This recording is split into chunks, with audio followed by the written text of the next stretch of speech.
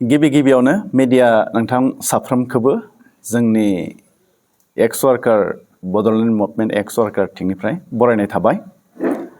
तो जोङो जोंनि उदालगुरि डिस्ट्रिक्ट बड'लेण्ड मुभमेन्ट एक्स वर्कार आफादनि जानानै दिनै जोङो बे मीडियानि गेजेराव बेबायदि नुजाथिनो बेबायदि दान्दिसे सम बेखौ लानाय जादों। बिनि गुबै जाहोनानो जादों फैबाय थानाय 9 एप्रिलाव जे आसाम एसेम्ब्लिनि बिसायख'थि जानो थांगासिनो दङ।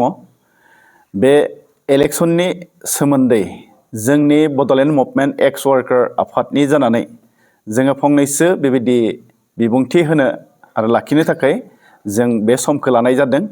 दा बेनि गेजेरजोंनो जोङो जोंनि बड'लेण्ड मुभमेन्ट एक्स वर्कार आफादफोरनिसिम जोंनि उदालगुरि डिस्ट्रिक्टनि जेसांखिनि दङ आरो खोनासंग्रा साफ्रोम रायजो राजा नोंथांमोननिसिम जोङो जोंनि थांखि आरो उद्देश्यफोरखौ बेबायदि मिथिहोनो थाखाय बे समखौ लानाय जादों।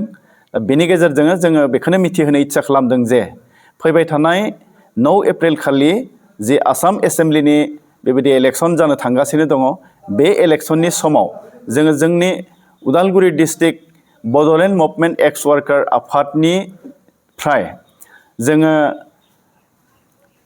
उदालगुरि एलएसिनि जाय बिजाथि बिथां दिपेन बर' सार बिथांखौ जोङो इउपिपिएलनि बिजाथि हिसाबै बिथाङा जि गसंदों बिथांखौ जोङो जोंनि आफादनिफ्राय बेबायदि पूर्णांग हिसाबै जोङो मदद होनो आरो सापर्ट खालामनो थाखाय दिनै जों ओंखारदों।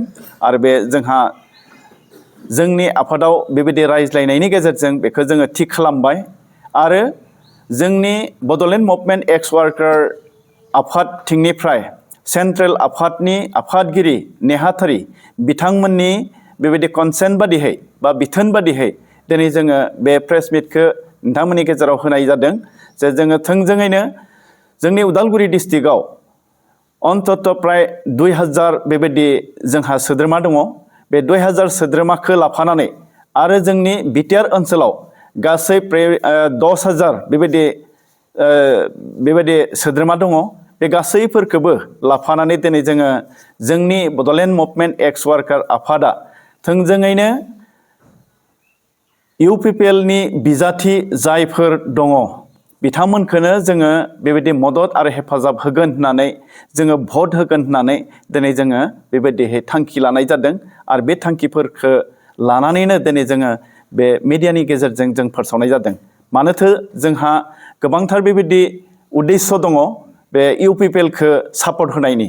खारन बिटिआर जिथु सुक्ति जादोंमोन बे बिटिआर सुक्तिनि समाव जाय दफाफोरखौ सुक्तिनि गेजेरजों बेबायदि मोनबोदोंमोन बे सुक्तिनि खामानिफ्रा दिनै आद्रा जानानै दंबावो।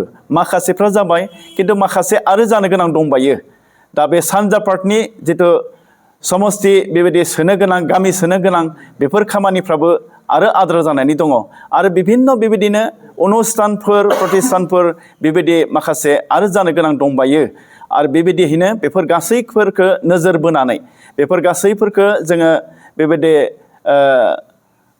नायहरनानै दिनै जोङो थोंजोङैनो इउपिपिएलआ जि बेफोर गासै खामानिफोरखौ मावनो थाखाय बेबायदि थांखि लानायखौ बेखौ मिथिनायनि गेजेरजों दिनै जोंबो बे इउपिपिएलनि जाय बिजाथिफोर बे बिजाथि आरो जोंनि उदालगुरि एलएसियाव जाय दिपेन बर' सार बिथां सारखौनो जोङो जोंनिफ्राय 100% बेबायदि मदद होगोन होननानै जों खामानि मावगोन होननानै जोङो दिनै बे मिडियानि गेजेरजों बेखौनो जोङो फोसावनाय जादों। जोंनि उदालगुरि डिस्ट्रिक्टआव जोंनि बड'लेण्ड मुभमेन्ट एक्स वर्कारनि जाय आनसलिकफोर बे आनसलिकआ बर्तमान 8टा बेबायदि आनसलिक गोलैनानै दङ। आरो गासै जोंनि उदालगुरि डिस्ट्रिक्टआव आनसलिक हिसाबै 13टा आनसलिक दङ।